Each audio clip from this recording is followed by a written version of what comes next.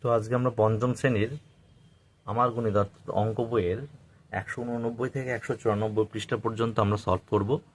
তো ঘনবস্তু সম্পর্কে যে সমস্ত ধারণা, সেই ঘনবস্তু সম্পর্কে ধারণাগুলো আমরা এই পেজগুলোতে বা পৃষ্ঠাগুলোতে দেখতে পাচ্ছি। তো সেইগুলো সম্পর্কে ধারণা সব ক্লিয়ার করব। তো দেখো, বলেছে প্রথমে আমরা কয়েকটা ছবি দেখতে পাচ্ছি। তারপরে বলেছে দেখো, উপরের দেখা বস্তুগুলোর প্রত্যেকটা বস্তু কিছুটা জায়গা দখল করে আছে। ওই বস্তুগুলো কিন্তু ঘনবস্তু, ঠিক আছে? তো এই বস্তুগুলো হচ্ছে ঘনবস্তু, যেহেতু জায়গা দখল করে রয়েছে। তো প্রত্যেকটা বস্তুর কিন্তু কি রয়েছে? দৈর্ঘ্য রয়েছে, প্রস্থ এবং উচ্চতা আছে।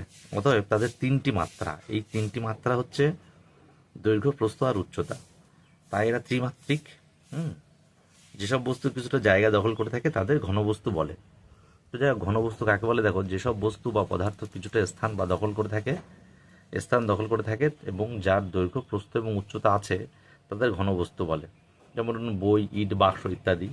তো আমরা দেখো, যদি এই দিয়ে দেশলাই বাক্স দিয়ে বোঝায়, তো এই দেশলাই বাক্সটা একটা জায়গা দখল করে রয়েছে, একটা স্থান দখল করে রয়েছে এবং এর দৈর্ঘ্য রয়েছে, এখান থেকে এই অবধি তার দৈর্ঘ্য এবং প্রস্থ, এটা হচ্ছে এই পাশ বরাবর হচ্ছে প্রস্থ, এটা রয়েছে, এবং উচ্চতা অর্থাৎ ভূমি থেকে একদম তার মাথা অবধি কতটা, সেটা হচ্ছে উচ্চতা।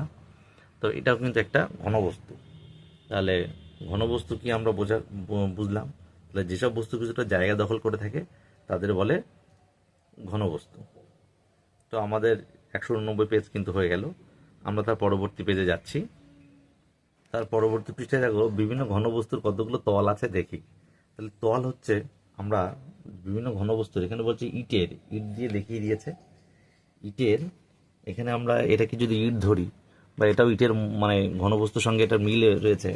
তো ইটের উপরের তলে আয়তক্ষেত্রাকার সমতল, অর্থাৎ এই যে এটা সমতল সমান, ঠিক আছে?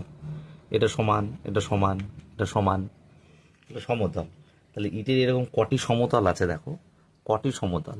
তাহলে একটি, দুটি, তাহলে উপর নিচ গেল দুটি, পাশাপাশি তিনটে, চারটে, এই পাশে একটা, এই পাশে একটা, তাহলে ছটি। তাহলে ছটি কি কি? একটি, দুটি, তিনটে, চারটি, পাঁচটি, ছটি, ঠিক আছে? তাহলে ছটি সমতল হয়ে গেল। তারপরে বলেছে দেখো, তারপরে বলেছে ইটের ইটের দুটি তল বা একটি প্রান্তরেখা বা ধারে মিশেছে।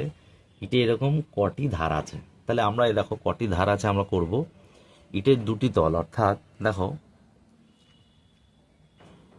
এই একটি তল আর এই একটি তল পাশাপাশি আমরা দেখি, যদি দুটো তল ধরবো, সে তুমি এটাও ধরতে পারো বা এটাও ধরতে পারো বা এটাও ধরতে পারো। তা আমরা দেখো বোঝাচ্ছি, ইটের দুটো তল একটি প্রান্তরেখা, তাহলে এই একটা তল আর এ একটা তল, মানে এ একটা তল আর এ একটা তল, যে প্রান্তে বা ধারে মিশেছে, অর্থাৎ এইখানে ধারে মিশেছে, এই তলটা আর এই তলটা এইখানে মিশেছে, ঠিক আছে? এই যে এই বরাবর মিশেছে। তাহলে এইটি এরকম কটি ধার আছে? 12টি। এরকমভাবে 12টি দেখো ধার বা প্রান্ত রেখা রয়েছে। কি করি 12টি আমরা দেখছি। দেখো এখানে একটা, দুটো, তিনটে, চারটে, এই পাশে চারটে তল দেখতে পাচ্ছ, একটা, দুটো, তিনটে, চারটে, চারটি ধার, একটা, দুটো, তিনটে, চারটে, তাহলে এই পাশেও চারটে, একটা, দুটো, তিনটে, চারটে, তাহলে এই পাশে চারটে আর এই পাশে চারটে, মোট 8টি ধার হলো। তাহলে 8টি আর এখনো বাকি আছে, 8টি, এই পাশে দুটো, 9টা, 10টা, আর এই পাশে দুটো, 11, 12, তাহলে 12টি ধার হবে, ঠিক আছে? তাহলে দেখলাম আমরা, আবারও বলছি দেখো, আবার অন্যভাবে দেখলেও হবে, একটা, দুটো, তিনটে, চারটে, তাহলে ওই পাশেও চারটে, তাহলে 8টা, 9টা, 10টা, 11টা, 12টা, ঠিক আছে? 12টি ধার আছে। তাহলে তারপরে বলছে দেখো, ইটের তলগুলো উঁচু নিচু নয়, তাই এগুলো সমতল, অর্থাৎ এগুলো দেখো এটা সমান, এ একটা সমান, এখানে সমান, এ পাশে সমান, এ পাশে সমান, এ পাশে সমান, এ পাশে সমান, ঠিক আছে? সমতল, তাই এগুলো কি সমতল। কিন্তু ভাঙা পাথরের উপরিতল উঁচু নিচু, তাই এই তল বক্রতল। তাহলে উঁচু নিচু তল যেগুলো, ভাঙা পাথর যেগুলো, সেগুলো কিন্তু সমতল নয়, ভাঙা এবড়ো খেবড়ো, তাই এগুলো হচ্ছে বক্রতল, ঠিক আছে? তাহলে এটা হয়ে গেল। রয়েছে দেখো, ইটের একটি আয়তাকার তলের কটি শীর্ষবিন্দু আছে? দেখো 4টি শীর্ষবিন্দু। তাহলে ইটের যদি আমি ধরি, এটাকে ইট যদি ধরি, তাহলে এখানে 4টি শীর্ষবিন্দু, অর্থাৎ শীর্ষে যেগুলো, প্রান্তে যেগুলো বিন্দু রয়েছে, যে রেখা দুটো মিলেছে কোনায় কোনায়, একটা, দুটো, তিনটে, চারটি, চারটি শীর্ষবিন্দু আছে। তাহলে তার নিচের লাইনে বলছে দেখো একটি ইটের ড্যাশটি শীর্ষবিন্দু, তাহলে এই পরে উপরে চারটি আর নিচে চারটি, তাহলে চারটি চারটি 8টি শীর্ষবিন্দু হবে।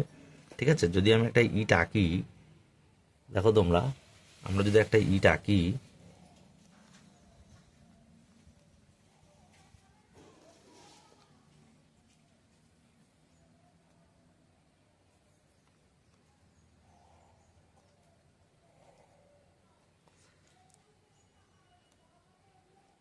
এটা একটা ইট, এইটের শীর্ষবিন্দু দেখো, শীর্ষে বিন্দু অর্থাৎ শীর্ষে মানে একদম একদম মাথায়, এই একটা বিন্দু, দুটো, তিনটে, চারটি, তাহলে উপর নিচে চারটি চারটি, মোট মোট 8টি, দুটো, তিনটে, চারটি, তার মানে এখানে মোট 12টি। ঠিক আছে, মোট 12টি শীর্ষবিন্দু। ঠিক আছে, মোট 12টি শীর্ষবিন্দু হবে। তারপরে দেখো একটা ছক দেখতে পাচ্ছি, নিজে করি, বলা রয়েছে ঘন বস্তুর উদাহরণ বই, বাক্স এদের বলেছে। তাহলে বই বাক্সতে তলের সংখ্যা কটি, আমরা লিখলাম, আমরা আগেও দেখেছি তল 6টি। তারপরে তলের ধরন অর্থাৎ কি ধরনের তল, বক্রতল না সমতল, তাহলে আমরা লিখব সমতল। প্রান্তরেখার সংখ্যা হচ্ছে 12টি, আর শীর্ষবিন্দুর সংখ্যা কিন্তু 8টি। আর তারপরে দেখো লাইন, ইটের প্রতিটি তল আয়তাকার ও তলগুলো তার পাশের তলের সঙ্গে সমকোণে নত থাকে। সমকোণ মানে 90 ডিগ্রিতে থাকে। হ্যাঁ, তাই এই আকৃতি ঘনবস্তুগুলির নাম আয়তঘন বা সমকোণী চৌপল। খেয়াল রাখতে হবে আয়তঘন বা সমকোণী চৌপল কেন। তো বিভিন্ন আয়তনের উদাহরণ, বিভিন্ন আয়তঘনের উদাহরণ হচ্ছে, দেখো এখানে আমরা দিতে পারি বই, দিতে পারি ইট, লিখতে পারি বাক্স, লিখতে পারি ইত্যাদি। আবার দেখি লুডোর ছক্কার প্রতিটি তল বর্গক্ষেত্রাকার, অর্থাৎ বর্গক্ষেত্রাকার হচ্ছে চারিদিকে সমান, এরকম ধরনের। ঠিক আছে, চারিদিকে সমান হবে। লুডোর যে গুটি আমরা দেখি তার দিক কিন্তু সব দিক সমান, অর্থাৎ চারপাশেই সমান। বর্গক্ষেত্রের যেমন 4 ধার সমান হয়, লুডোর ছক্কারও কিন্তু 4 দিক সমান, অর্থাৎ বর্গক্ষেত্রাকার। ঠিক আছে, এটা বর্গক্ষেত্রাকার। এই আকৃতির ঘনবস্তুগুলির নাম ঘনক, অর্থাৎ বর্গক্ষেত্রাকার যেগুলো সেগুলো কিন্তু সবই ঘনক।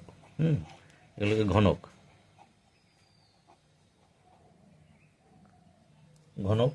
ঘনকেও পাশাপাশি দুটি তল, কিন্তু এ একটা তল আর এ একটা তল, এটা কিন্তু 90 ডিগ্রি কোণ করে রয়েছে। এটা 90 ডিগ্রি, এটাও 90 ডিগ্রি, এটাও 90 ডিগ্রি, এটাও 90 ডিগ্রি। ঠিক আছে, 90 ডিগ্রি কোণ করে থাকে, অর্থাৎ এমনভাবে থাকবে, এই একদম সোজা খাড়া, এটা একদম বেঁকবে না, একদম খাড়া, এটা হচ্ছে 90 ডিগ্রি কোণ করে থাকবে।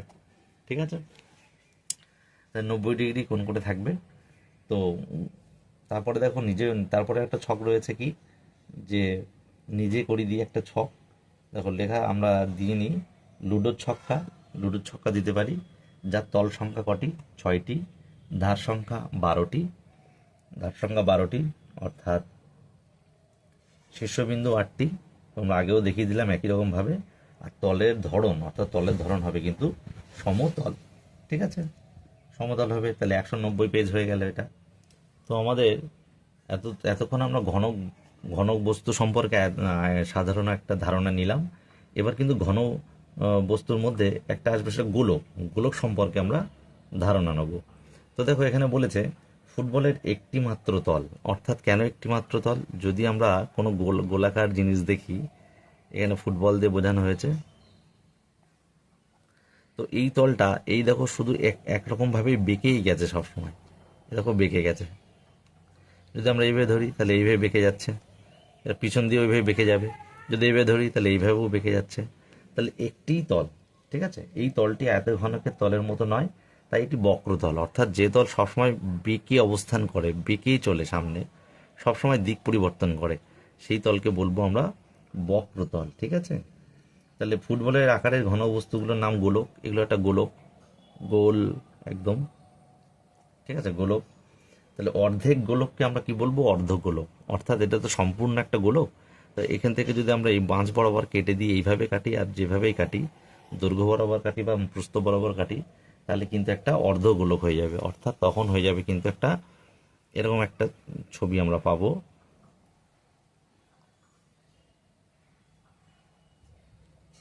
এরকম অর্ধগোলক।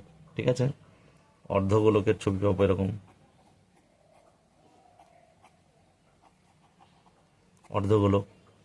ঠিক আছে, তারপরে দেখো লেখা রয়েছে নিরেট অর্ধগোলকের দুটি তল। তাহলে নিরেট অর্ধগোলকের কটি তল? দুটি তল। কীরকম দেখো, একটা হচ্ছে এই তল, এটা বেঁকে বেঁকে প্রবাহিত হচ্ছে, তাই এটা হচ্ছে বক্রতল। আর একটা হচ্ছে দেখো সমান চলে যাচ্ছে একটা রেখা বরাবর। ঠিক আছে, তাহলে এটা সমতল। তাহলে এইটা হচ্ছে বক্রতল আর এটা হচ্ছে সমতল। তাহলে অর্ধগোলকের কিন্তু দুটি তল, একটা বক্রতল একটা সমতল। ঠিক আছে, তারপরে দেখো আমরা ছক দেখতে পাচ্ছি একটা, বলেছে ফাঁকা ঘরগুলো পূরণ করি। ঘনবস্তু, গোলক আর নিরেট অর্ধগোলক বলেছে। উদাহরণ বলেছে, দেখো উদাহরণ দিচ্ছি, বল আর বাটি। দেখো বল, বল দিলাম একটা, একটা বল,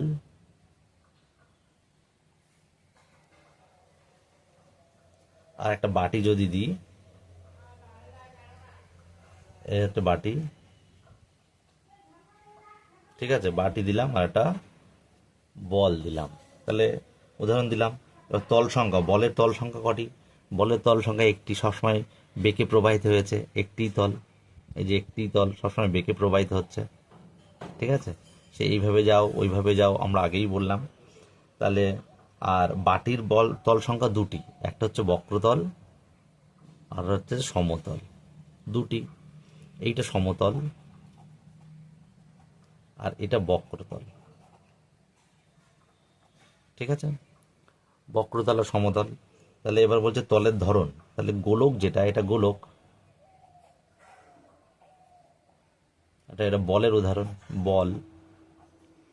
তাহলে এর তলের ধরন কি? বক্রতল, অর্থাৎ বেঁকে প্রবাহিত হয়েছে সবসময়, বক্রতল। আর নিরেট অর্ধগোলকের তলের ধরন কিন্তু সমতল এবং বক্রতল, দুটোই দিতে হবে। তলের ধরনের এটা সমতল আর এটা বক্রতল। ঠিক আছে, তাহলে হয়ে গেল এটা। একটা আইসক্রিমের ছবি আমরা দেখতে পাচ্ছি, বলেছে আইসক্রিমের কোণের ড্যাশটি সমতল এবং ড্যাশটি বক্রতল। তাহলে আইসক্রিমের আমরা যে ছবিটা দেখতে পাচ্ছি, এখানে দেখো এরকম ছবি দিয়েছে একটা,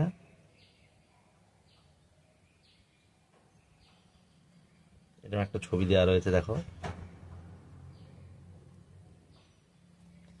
তাহলে আইসক্রিমের কোণের একটি সমতল, তাহলে সমতল কোণটি একটি, এইটে, এটা সমতল। ঠিক আছে, আর একটি বক্রতল এই যে সবসময় বেঁকে প্রবাহিত হচ্ছে গোল মতো, এটা বক্রতল। তাহলে হয়ে গেল। তাহলে আইসক্রিমের কোণ, টোপর ইত্যাদি আকারের ঘনবস্তুর শঙ্কু আকৃতির। তাহলে এগুলো কিন্তু শঙ্কু আকৃতির, সেটা এইভাবে হতে পারে, এইভাবে হতে পারে, শঙ্কু আকৃতির টোপর বা আইসক্রিমের কোণ। ঠিক আছে, এগুলো কিন্তু, বা কাটা মোচা, এগুলো সব শঙ্কু আকৃতির। কি আকৃতির? শঙ্কু আকৃতির।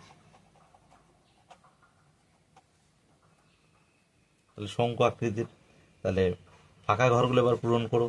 দেখো বলছে নিরেট শঙ্কুর উদাহরণ। এবার দেখো নিরেট শঙ্কুর উদাহরণ আমরা লিখতে পারি কি?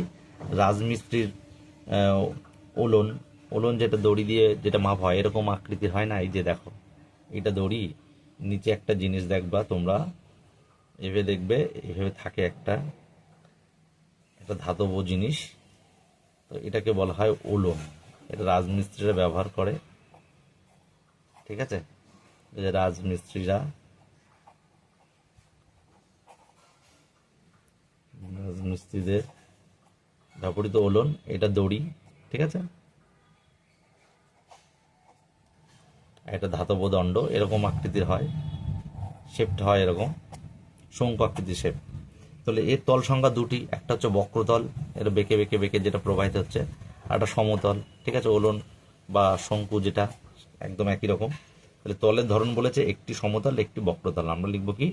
একটি সমতল আর একটি। তারপরে দেখো রয়েছে একটি মুখবন্ধ কৌটার কটি বক্রতল আর দুটি ড্যাশ তল। আচ্ছা যাই হোক, আমরা দেখো মুখবন্ধ একটা কৌটা, কৌটা কি?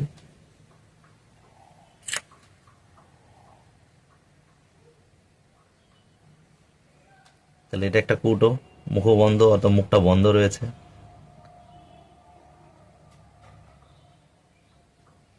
ঠিক আছে। তাহলে একটি বক্রতল, এই যে বক্রতল, এই যে বেঁকে প্রবাহিত হয়েছে, সব বেঁকে প্রবাহিত হয়েছে, এগুলো সব বক্রতল। ঠিক আছে। ও দুটি সমতল, অর্থাৎ এখানে দেখো নিচে একটা, আমি যদি এই কৌটাটাকে মানে উপর করে দিই, তাহলে এও কিন্তু স্থিরভাবে বসবে। তাহলে এ একটা সমতল আর এই একটা সমতল। ঠিক আছে। তাহলে একটি এখানে আর একটি এখানে সমতল, এটাও সমতল, এটাও সমতল। তাহলে দুটি সমতল। ঠিক আছে। আর প্রান্তরেখা কিন্তু দুটি। প্রান্তরেখা কটি? দুটি। একটি আর এপাশে একটি প্রান্তে যে রেখা, দুটি।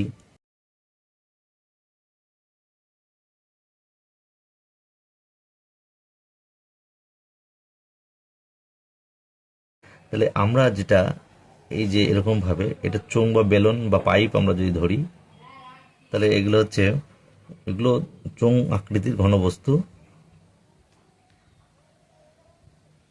এই যে বেলন বা চোঙ। ঠিক আছে।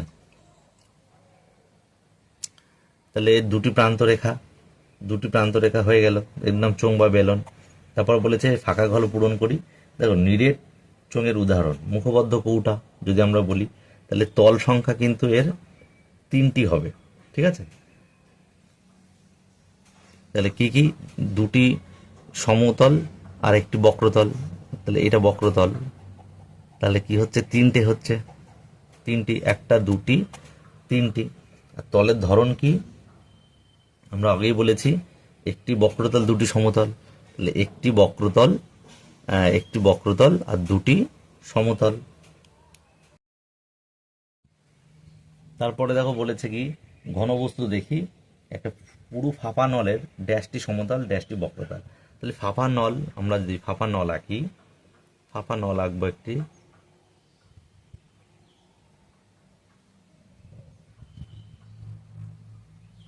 এই ফাঁপা নলের দুটি সমতল, একটি আর একটি। তাহলে একটি সমতল আর এ একটি সমতল। তাহলে দুটি সমতল। ঠিক আছে। আর একটি বক্রতল, এই যে আগের আগের ছবির মতোই সব বক্রতল। তাহলে এটা একটি বক্রতল, একটি বক্রতল। ঠিক আছে। ফাঁপা নলের আকারের ঘনবস্তুর নাম ফাঁপা চোঙ। তাহলে এটার নাম হচ্ছে ফাঁপা চোঙ। ঠিক আছে। তাহলে ফাঁকা ঘরগুলো এবার পূরণ করি। ফাঁপা চোঙের উদাহরণ কি? ফাঁপা চোঙের উদাহরণ আমি পাইপ দিলাম, তল সংখ্যা তিনটি, তিনটি বলে দিলাম, একটা দুটি তিনটি। আর তলের ধরন দুটি সমতল একটি বক্রতল, এটা লিখলাম। এবার বলছে আমরা মিশরের পিরামিডের আকার ও আকৃতি নিয়ে আলোচনা করি ও মাটির পিরামিড তৈরি করি। তাহলে দেখো একটা পিরামিডের ছবি এখানে দেওয়া রয়েছে। মিশরের যে পিরামিড দেখি তা আঁকার চেষ্টা করি। ঠিক আছে। তো পাশের ছবিতে বলেছে যে ভূমি বা তলদেশ চতুর্ভুজ না ত্রিভুজ, কোনটি ঠিক তা দাগ দিই। তাহলে পাশের ছবিতে যে আমরা দেখতে পাচ্ছি, দেখো যে ছবিটা আমরা দেখতে পাচ্ছি, সেই ছবিটিতে দেখো এরকম রয়েছে।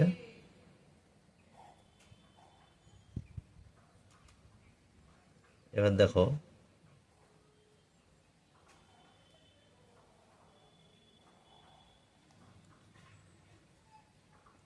তাহলে এটা এই যে চারটে বাহু রয়েছে এখানে দেখতে পাচ্ছি, তাহলে এটা চতুর্ভুজ হবে।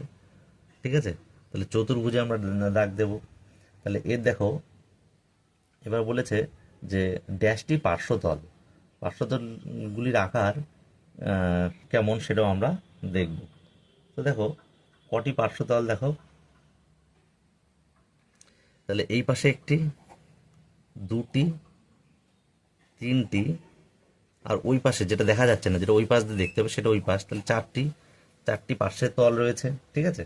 চারটি পার্শ্বতল।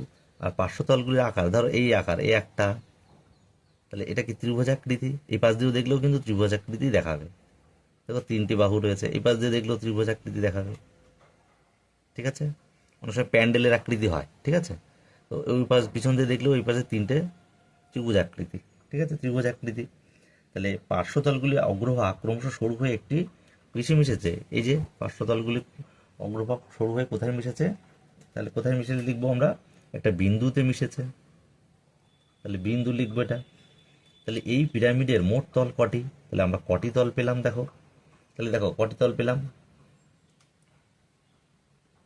5টি, কারণ 4টি ছিল আর নিচে একটা, নিচে যেটা মাটির সাথে রয়েছে, এই যে মাটির সাথে যেটা দাঁড়িয়ে আছে, এই একটা, মোট 5টি তল পেলাম। ঠিক আছে, তাই তবে পিরামিডের তলদেশ ত্রিভুজাকৃতি অথবা বহুভুজাকার কিন্তু হতে পারে। এটা ত্রিভুজের মতো হতে পারে, আবার অন্যান্য অনেক রকম হতে পারে, বহুভুজাকৃতি হতে পারে। ঠিক আছে, আচ্ছা, তাহলে দেখো এটা আমরা দেখে নিলাম। তারপর বলে যে দেখো এই পাশে একটা ত্রিভুজের ছবি দিয়েছে,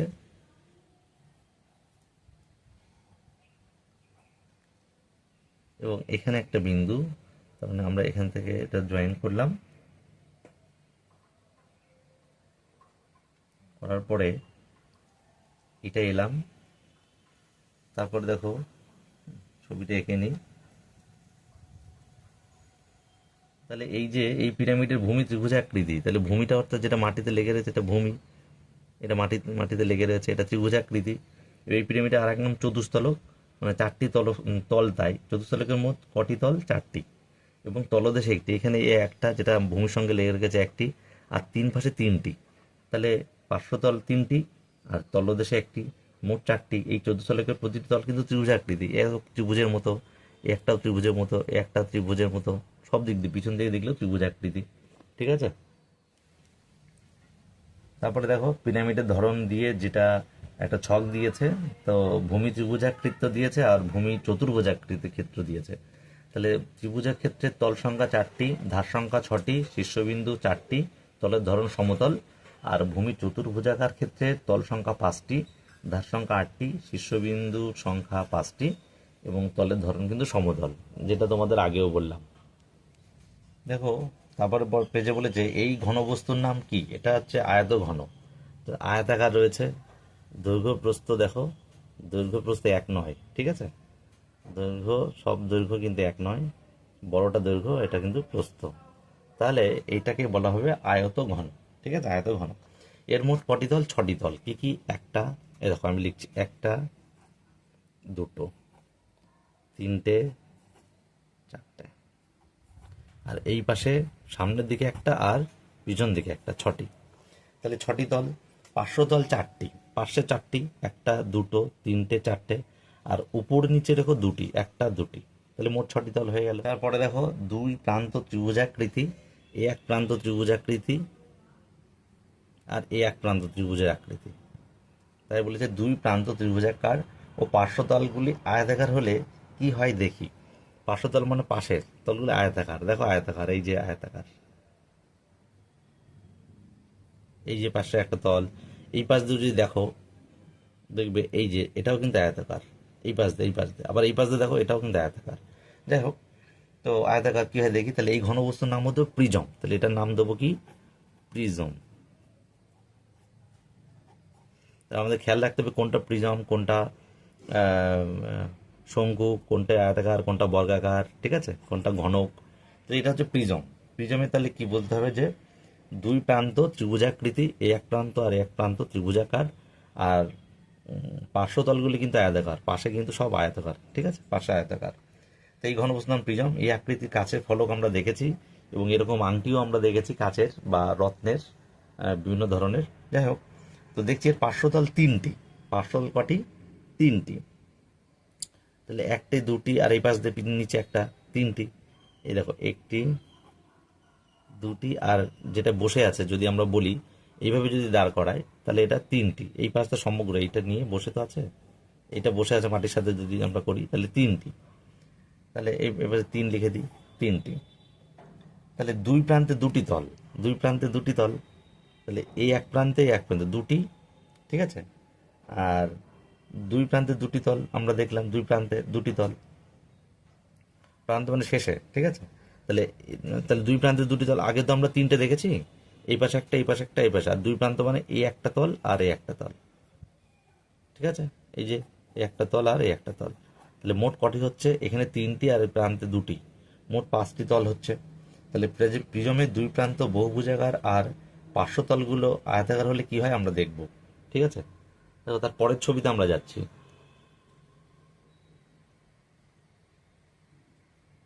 তাহলে দেখো যে প্রিজমের দুই প্রান্ত বহুভুজাকার আর পার্শ্বতলগুলো আয়তাকার হলে কি হয় দেখি। তাহলে দেখছি এর দুই প্রান্তে কটি তল, দুটি তল, দুই পাশে দুটি তল, আর পার্শ্বতল পাশে রয়েছে ছটি আছে, মোট তল রয়েছে তাহলে 6 আর 2 8টি। তাহলে সুষম আকৃতির ঘনবস্তু না অসম আকৃতির ঘনবস্তু দেখি। তাহলে ইট, বই, বল, আইসক্রিমের কোন, কৌটো, ফাফা নল ইত্যাদি ঘনবস্তু কিন্তু সুষম আকৃতির ঘনবস্তু। আর কিন্তু এবড়ো খেবড়ো পাথরের টুকরো যেরকম কয়লা, ভাঙা কাঠ, ঠিক আছে, মেঘ ইত্যাদি ঘনবস্তু কিন্তু অসম আকৃতির ঘনবস্তু। ঠিক আছে, এবার দেখো সঠিক উত্তরটি আমরা খুঁজছি। সঠিক উত্তরটা দেখো এক দাগ বলেছে, এক দাগে যেটা বলেছে সেটা আমরা করছি। দেখো তারপরে দেখো এক দাগ ঘনক একটি বিশেষ ধরনের আয়তঘন হবে। ঠিক আছে, আয়তঘন নিচে দাগ দিলাম। তারপরে 2 দাগ বলছে টোপরের আকৃতি শঙ্কু এর মতো। 3 দাগ ঘনবস্তুর মাত্রা 3। 4 একটি আয়তঘন হলো বাক্স। 5 একটি থামের আকৃতির ঘনক শঙ্কু না চোং না গোলক, চোং। ঠিক আছে, একটি থামের আকৃতি চোং। লুডো ছক্কার আকৃতি কিন্তু ঘনক আকার, তো ঘনক লিখব। 7 আয়তঘন একটি বিশেষ ধরনের প্রিজম। 8 শঙ্কুর তলদেশ বৃত্তাকার ক্ষেত্র। 9 চোঙের বক্রতল একটি। ঠিক আছে, এখন বলছে এখন দেখি নিচের ঘনবস্তুগুলি কোন পরিচিত ঘনবস্তুর কাছাকাছি আসে।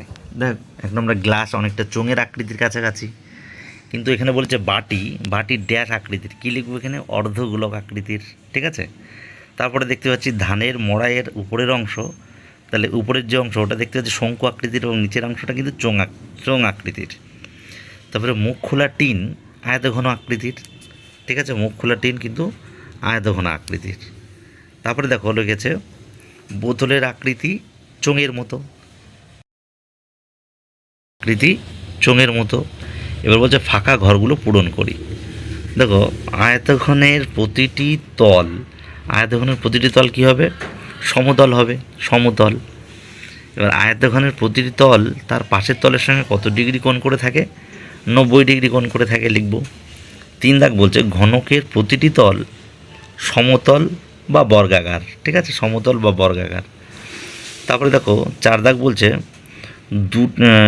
ঘনকের দুটি উদাহরণ, তাহলে দুটো উদাহরণ আমরা লিখি, লুডোর ছক্কা দিতে পারি আর আইস কিউব দিতে পারি। ঠিক আছে, 5 দাগ বলছে গোলকের ড্যাশটি এবং ড্যাশ তল থাকে। আচ্ছা, তাহলে কি থাকে, গোলকের একটি বক্রতল থাকে। 6 বলছে প্রিজমের পার্শ্ববর্তী, তাহলে প্রিজমের পার্শ্বতলগুলি 6 দাগ প্রিজমের পার্শ্বতলগুলি কি আয়তাকার বা বর্গাকার। ঠিক আছে, 7 দাগ বলছে পিরামিডের পার্শ্বতলগুলি সর্বদা ড্যাশ হবে, তাহলে পিরামিডের পার্শ্বতলগুলি সর্বদা ত্রিভুজাকার হবে। 8 বলছে গ্লাস একটি ড্যাশ ঘনবস্তু, গ্লাস একটি অসম ঘনবস্তু। আর 9 মার্বেল একটি ড্যাশ ঘনবস্তু, মার্বেল একটি সুষম ঘনবস্তু। 10 গোলকের ড্যাশ মাত্রা আছে, তাহলে 3টি মাত্রা আছে। ঠিক আছে, গোলকের 3টি মাত্রা আছে। তারপরে দেখো রয়েছে যে চেষ্টা করে লিখি ঘনবস্তু কাকে বলে, উদাহরণ দিয়ে দিয়েছি। প্রথমেই আমরা লিখেছি, একদম ভিডিওর প্রথমে আমরা কিন্তু ঘনবস্তুর সংজ্ঞা দিয়েছি এবং উদাহরণ দিয়ে দিয়েছি। আর 2 দাগ বলেছে আমার দেখা কয়েকটি ঘনবস্তুর নাম লিখি, তাহলে ঘনবস্তুর নাম সেইগুলো আমরা দিয়ে দেবো। আমরা উদাহরণ হিসেবে যেগুলো লিখেছি সেগুলো কিন্তু ঘনবস্তুর নামে দিয়ে দেবো। ঠিক আছে, তাহলে আজকে আমাদের ঘনবস্তুর নামগুলো আরেকবার আমরা বলে দিই। বই, ইট, বাক্স এগুলো সব ঘনবস্তু। ঠিক আছে, লুডোর ছক্কা। তাহলে আমাদের কিন্তু এই 194 পেজ অবধি কমপ্লিট হয়ে গেল। তো কমেন্ট করে জানাবে কেমন লাগলো এবং সাবস্ক্রাইব করে রাখবে পরবর্তী ভিডিও পাওয়ার জন্যে।